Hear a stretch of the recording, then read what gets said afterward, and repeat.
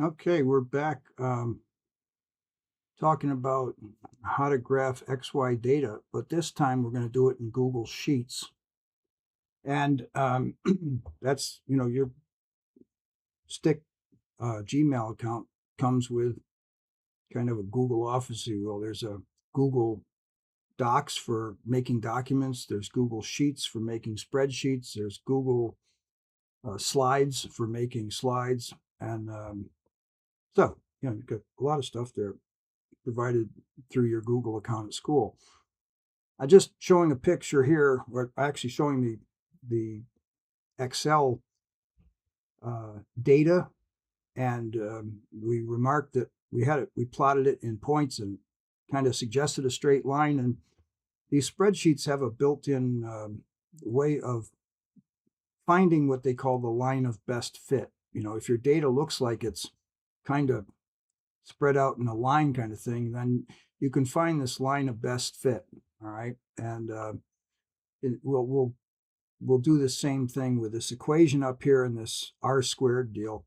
R squared is so close to 1 here because the dots, the points of our data are so close to this line, and that's the best line you could fit to this data. So anyway, that's all. We're going to take this data, we're going to make a graph, and we'll add this straight line function to it. And then the other one was that we had some different data. Wait a minute. There we go. We had some different data, and we plotted it two ways. We plotted it with the points, and then we looked at this kind of trend in the data, and it came out to be a quadratic, a parabola, if you've seen that in school. Here it is using, instead of the points, we put the smooth kind of curve on there, and it looks pretty lumpy and bumpy. But the idea is it's supposed to suggest it's supposed to suggest a parabola because I cooked the data to look like that. So we made two graphs here, graph 2A and 2B. 2A is just a smooth scatter graph, and 2B is what we did before. This is a scatter graph with just points marked out. And then we added this trend line afterwards. And again, here our R squared thing says 0.93. I think when we did this, it was like 0.87 or something, I thought, when I did the Microsoft Excel video. Anyway, you can see that video also. So let's get done with Microsoft Excel. Here we are in Google Sheets. You go up here and it says untitled or something, and you can put a name up there in your own Google Sheets. We'll give you copies of all this. And then just like any spreadsheet program, there's a number of them out there. Apple has one on Mac, Mac OS now, called Numbers. It functions very nicely. It's great. OpenOffice or LibreOffice has one called Calc. Google has one called Google Sheets or G Sheets or whatever. And of course, Microsoft has Excel, and there are more. All right. But here's the data. So you type in by hand X data, Y data, and then maybe you've taken this data as a result of an experiment where you varied this X column here and you measured this Y column. Maybe it came off an optical power meter or something. At any rate, we have this. Now, what I'm going to do, I don't think I showed this in the Microsoft example, is I'm going to grab this and I'm going to select all this data. I'm going to go to Format, and where it says Number. Now, Google Sheets has a little different kind of way of doing things. If I say Number, it just gives me 2 decimal points. So let's try it again and see if they allow us to set that. So I go to Number, and it's 2 decimal points. I think if I go down farther here, down into these custom number format, let's see what that does for us. They got custom number formats. So maybe what we want is we don't want any commas, and we want 4 decimal places. So you get zeros if there's no data in there, and then blanks if there's no data where these pound signs are. But there's an example. It's got 4 decimal places. So let's apply this and see what happens. Beautiful. There we go. Everybody's got 4 decimal places, whether they need it or not. And now I'm going to select this area again, but I'm going to include the titles, just like I did with Microsoft Excel. I'm going to go up here and let's see if it's insert. Insert, and now you say chart, and this will get interesting. Now the chart that it picked was the dots, and you see this stuff and it kind of looks like a straight line. So let's bring this baby over here and see what we can do with it. Now they've already put in the horizontal axis label and the vertical axis label, and here we can put in our own thing. We can say graphing XY data example 1 for G Sheets. I don't know, I'm just making this up. I click out there, and there you go. You've got your graph. Now, you click in the graph and say, I'd like to get that trend line thing. So let me see if I can find it and not make an idiot of myself. This edit chart looks promising. And then we get this thing over here. It's a scatter chart. If you wanted the smooth connected lines, you would choose this one, right? But we like the dots, so we're going to do this one. And as we slide down here, let's see, customize. We want to go to customize. Chart style, we're good. Chart and axis titles, we're good. Series. Let's see what it says under series. And it gives us the type of dots we want, blah, blah, blah, blah, blah. Oh, look at this. Error bars, data labels, trend line. So error bars, there's no way to range the data. It just makes this symbol different. But trend line, boom, there's a trend line right there added to it, right? And now we go down here and it says show R squared. We'll click that and we get the trend line for R squared. And I think we can get the equation out. Oh, use equation for the label. Boom. So now it's pretty small in here, but it says Y data equals 2.18 times X. That 2.18 is the slope of this line.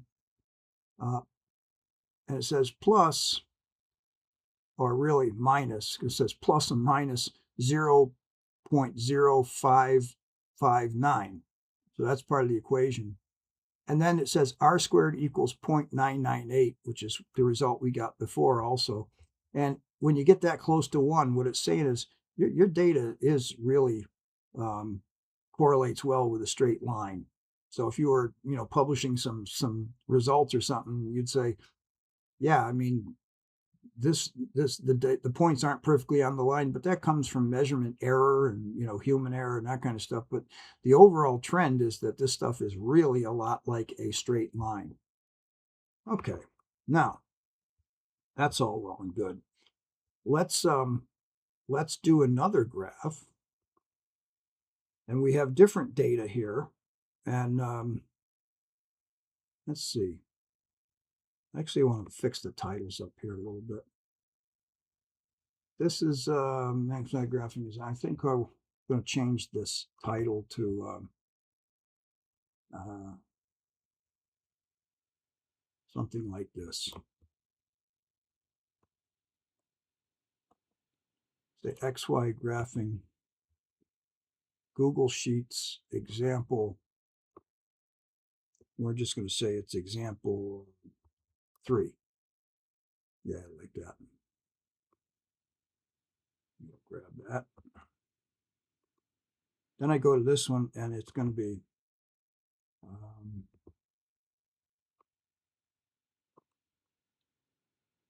example 4.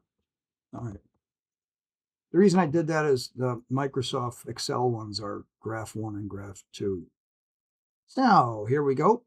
Let's format the data. This just visibly makes it, I don't know, you can form your own opinion. Some people would want to format it in some cases, and in others you might say, it's pain in the neck. Custom number format.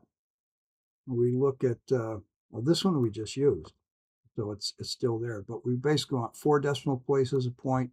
We always want a 0 to the left of the decimal point, and then you can put on the pound signs to indicate that, if the number is that big, put it in. Otherwise, forget about it. So I apply that. Now everybody's got 4 decimal points again, kind of like we did in the first one. Now I grab this data,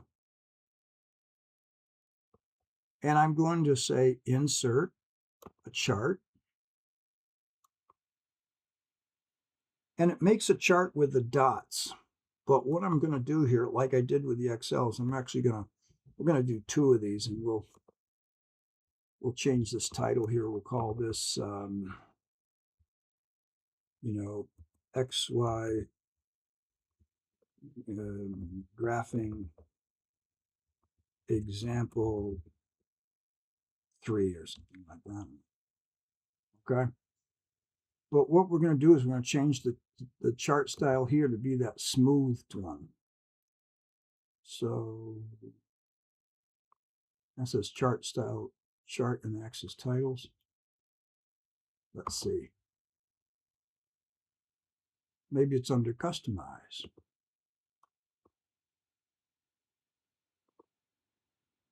It is under customize. I set up. Here we are. I'm under setup, scatter chart, and I can make this, this it's not smoothed. It's just, they're just connected. And maybe there's one where they actually smooth it. Here we go. This one here, smooth one. So you get a thing that looks similar as before. I don't know why this guy didn't go negative. I guess, do we get to fix that? I double clicked on this box around the y-axis here, and it says grids and ticks, from source data. No, we don't want currency. From source data. That's okay. But I wish this would go a little negative, because there was some just slightly negative data in there, and it should have handled that. Oh, min value, maximum value. Let's try this. Let's try a min value of -2, or about -5, and a maximum value of 45. You can see we go up just over 40. And there we go. We get a nice, you can see the graph. So you do get to play with this stuff. So now, okay, that's all right. And this guy is actually called, let's fix the title in it. This is going to be XY graphing example 3. Thought I did that, but maybe not. Okay. There we go. There's that. Now let's grab the data again and do another chart. Here we go. Insert chart. Right here, chart. And we got the dots, which is what we want. And let's change the type. Well, we'll do that at the end. It seems to be better done at the end. So here's, it's a full screen. So here's our new chart. I'm going to make it the same. Well, I'll make it a little bigger. And I'm sorry, back here. I did do this before, but we're in example 4 now, not example 3. So this will be This will be 4A. I am so sorry. XY graphing example 4A. Great. Now back to the one we were working on. Actually,